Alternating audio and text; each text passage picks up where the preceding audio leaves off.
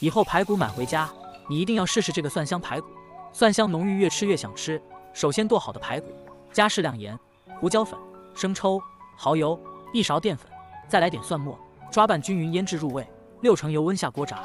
我每天都会分享简单的家常美食，您就留个关注吧，以后想吃不会做还能找到我。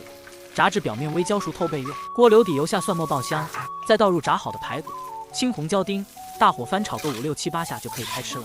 想吃您也回家试试做吧。